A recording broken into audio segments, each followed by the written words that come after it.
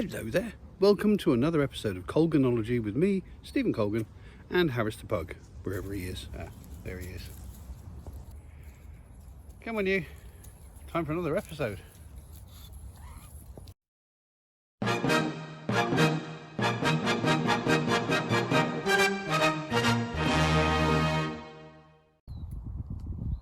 I've just been walking up the margin of this field.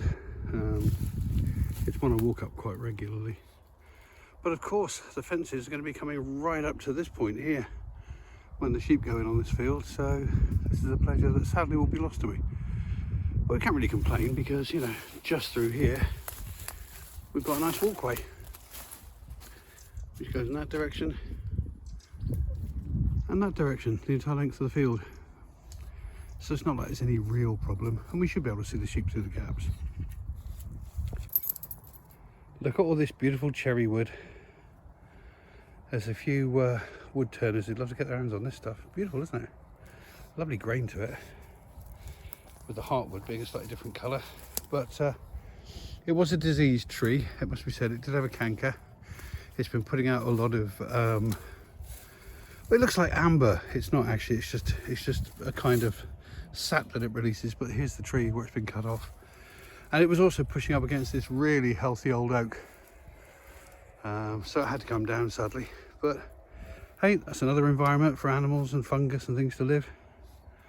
So, you know, it's all nature's cycle at the end of the day. And the other reason they had to cut it down is because that's the field the sheep are going on. So if that tree fell and hit the fences or the sheep, wouldn't be good. But they've also cut back some of these old hazels as well. Look at all these hazel rods, look. You can tell this was all coppiced in times past, you know, because they're all planted at regular intervals. It's like 1, 2, 3, 4, 5.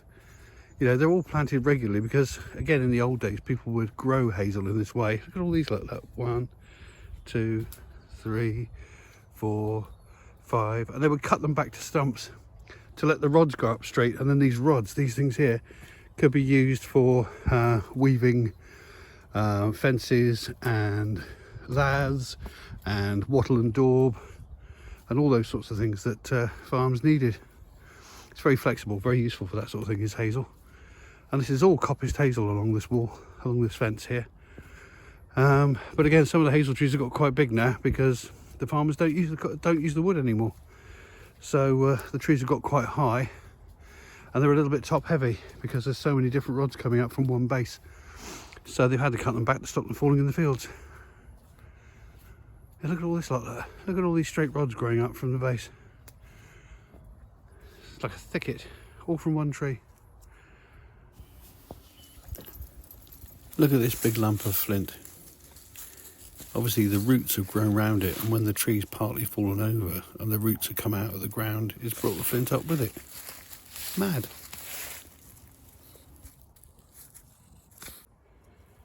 There's a nice crop of wood ears, or jelly ears, depending on your preferred name. Sprung up on that branch since I last walked along here. They are edible, if a little bit tasteless. The favourite thing seems to be to dry them out, to dehydrate them, and then use them as a flavouring in soups and stocks and things like that. The Japanese certainly do a lot of that. I've never actually tried it, to be honest. They never really appealed to me. But one day. A few videos ago I pointed out that the trust that manages the fields have been hanging coal tar soap in little bags on some of the younger trees in an effort to stop the deer nibbling at the bark or scraping it off with their antlers. Well, something's eaten that soap. The bottom of the bag's completely disappeared or been chewed off. That's bizarre, isn't it? What eats soap? Oh, here's something that's possibly of interest, because that quite clearly is bricks.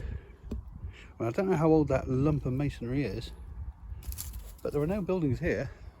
I mean, the nearest buildings are, well, I can't really show you because there's too much foliage, but if I was to go right through the foliage, right across that big green field, there's a farm over there, and parts of that farm are 100 years old, but I have no idea what this would be. Maybe there's an old brick-built cowshed here at one time or something. If so, where are all the other bricks? It's been here a while, obviously, judging by how worn it is and how smooth it is around the edges. Oh, interesting. Oh good, the noisy buggers are up again. It is the problem around here. Little airfield where they teach young pilots, or new pilots I should say, don't matter what age they are, and particularly helicopter pilots. So lots of small aircraft flying around here at quite low heights. It gets a bit noisy. Grr. Now, following on what I was saying earlier, here's another example of a bit of brickwork.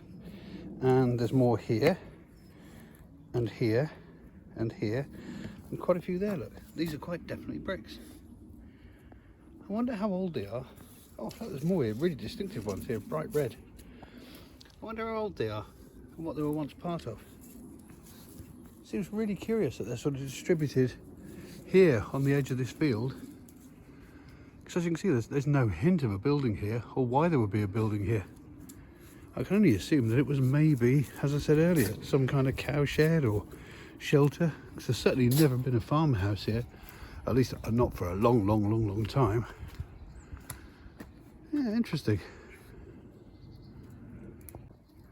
Well, interesting if you're a boring old fart like me anyway. See you next time. Toodle pip.